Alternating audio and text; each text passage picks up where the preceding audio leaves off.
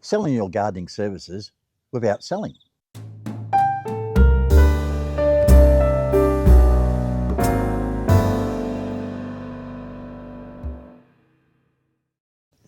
G'day YouTubers, it's Jeff from McPhee's Gardening, Melbourne, Australia. Have you ever thought about selling your gardening services without actually selling? In other words, not being desperate, selling with confidence, because what that means is that gives you the power to win the quote. Public nowadays are very knowledgeable. They've got the internet. They've got a wealth of knowledge about what we do. They've got a lot of information about pricing. They've got a lot of availability of contractors to give them a quote. So when you actually rock up for a quote, you've got to be well armed as well. Now, the old days of the precious selling are not there anymore, are they? Remember the days, and it probably still happens today, is that you go to the car yard and you see the salesman, you're looking at a car and he goes, "Oh, g'day mate," he said, "I've got two people interested in this car." And you say, "Yes, I know," but he said, if you buy it today, I'll give it to you cheaper. And that's the precious salesmanship, which I don't believe we should do. So what I'm trying to suggest to you is that if we look at having a situation where people have confidence in us, you're going to do all right. Have you ever been so busy that you're booked out and you've been asked to quote? Now, a lot of guys don't quote. They say, "Oh, no, I'm too busy." I've never let an opportunity go by. I always suss out the quote because I might be able to fit it in later. And I'll say to the client, "Listen, I really haven't got time at the moment, but what I suggest you do is you look at other people, ring such and such or such and such.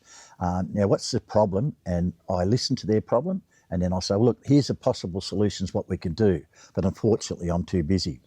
Maybe in the next couple of months I might be." Well, a lot of the time the client says, "Well, wait." Because I've taken the time to actually explain what I can do and help solve their problem, they're prepared to wait. They're starting to trust me. Another aspect is, of course, is that if you do quote, like I did a few years ago, I quoted this lady's place.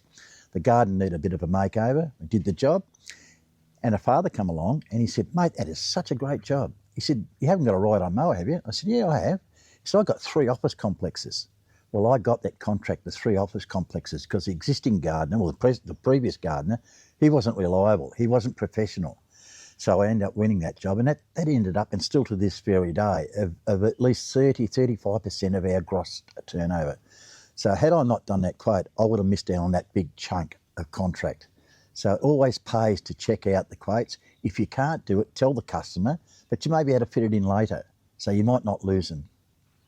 So yeah, it's the old story. We rock up with a quote, and we're confident, and we say to them, "Oh, look, we'll give them a figure," and they said, "Oh yes, listen, I'll leave your number and I'll go." And 9 times out of 10, they say, "Yeah, I'll do the job for you. Well, you can have it, no worries." So what I tend to do is I'll roll up to the customer and I'll say to them, "What do you want? What's the problem?" And they'll discuss it, and I'll say, "Listen, for this price, I'll give you this, this, and this."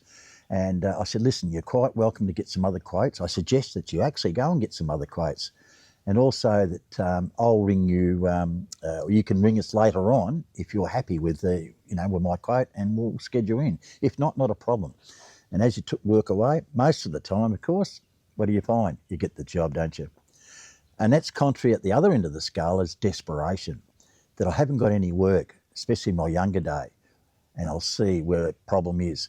And what happens is that you get so desperate, you want the job so badly, and you say to the customer, "Look, I'll drop my price. What was the previous guy charging?" "Well, I'll do better than that. And if you get other quotes, I'll be cheaper again."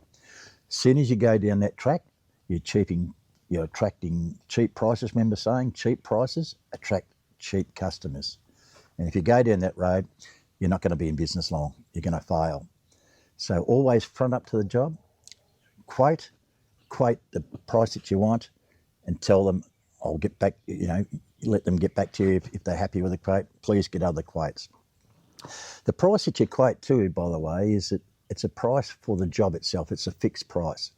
Now, some customers might ask you to break that price down. Now, why would they do that? I'll tell you why they would do it. They want to try to get the price cheaper.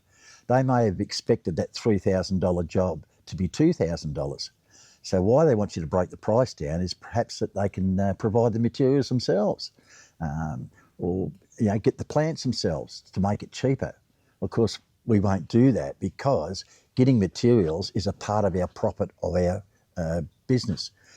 Plants and materials from yards we get at wholesale price or discounted price, and we put our markup on it. And it's very important to have your markup on your materials because that makes the price worthwhile.